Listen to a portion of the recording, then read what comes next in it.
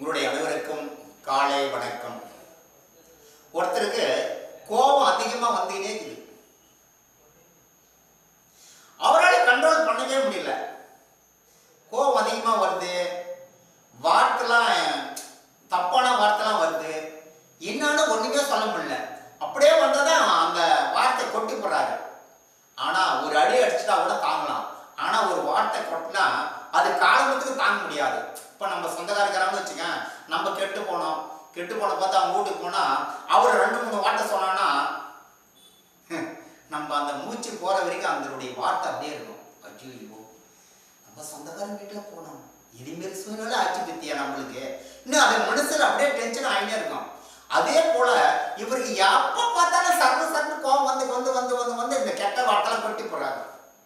கொட்டிட்டு பார்த்து இவரே என்ன நினைக்கிறாரு, நம்ம எதுக்கடா இப்படியான ஒரு வார்த்தை, அந்த மனுஷன் கம்மனை தான் இருந்தாரு, அவரை போய் நம்ம தாறுமாறா பேசுறோமே, இதெல்லாம் தப்பு இல்லையா, இதெல்லாம் நியாயம் இல்லையா, பேசிட்டு பார்த்து தப்பு நியாயம் இல்லையா, ஒரு தப்பு பண்ணிடலாம், ஐயோ நான் தப்பு பண்ணிட்டேன், நான் இந்த தப்பு பண்ணாத பண்ணி நம்ம யோசித்து பார்க்கணும், நம்ம இந்த தப்பு பண்ணா பின்னால என்ன நிலைமை வரும்னு சொல்லிட்டு நம்ம யோசித்து பார்க்கணும். அப்படியே பண்ண தப்பு பண்ணிட்டு ஐயோ நான் தப்பு பண்ணிட்டேன், அதெல்லாம் வார்த்தை அது.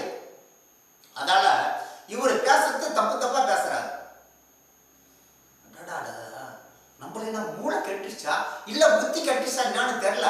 அந்த மனுஷன் கம்மனா இருந்தாரு, அவரை போய் நம்ம திட்டுட்டோமே, அந்த அம்மா கம்மனா இருந்தாங்க, அந்த அம்மாவை போய் நம்ம திட்டுட்டோமேன்னு சொல்லிட்டு இறைவன்கிட்ட போனாரு.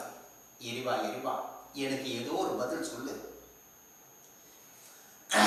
எனக்கு கோபம் அதிகமா வருது, எல்லாரும் நான் திட்டிடுறேன், தப்பான வார்த்தை கூட நான் திட்டிடுறேன், அதால என்னால கண்ட்ரோல் பண்ண முடியல, எரிவா எதனா ஒரு பதில் சொல்லு.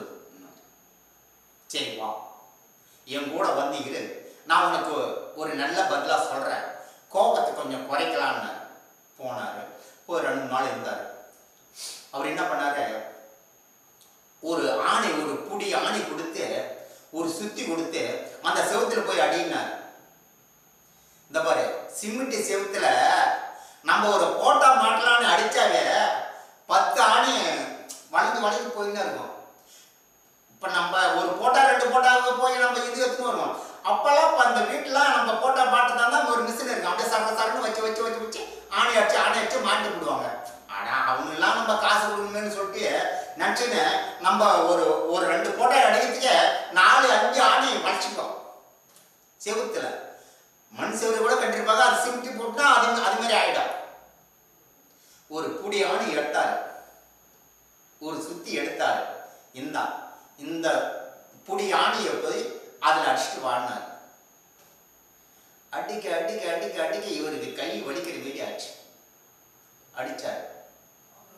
அப்புறம் கொஞ்சமா குறைச்சி இன்னைக்கு 100 ஆணி கொடுத்தாரு, நாளைக்கு 50 ஆணி கொடுத்தாரு, அப்புறம் 10 ஆணி 20 ஆணிக்கு வந்துச்சு.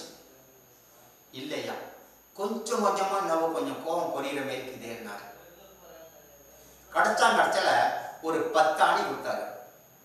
இல்லையா, அடிக்கே தேவையில்ல, அந்த அளவுக்கு எனக்கு கோபம் கொஞ்சம் குறைஞ்சிக்குதுன்னாரு. சரி, நீ அடிச்ச பத்தி ஆணி, அந்த ஆணிலாம் போய் புடின்னு வந்துடுன்னாரு.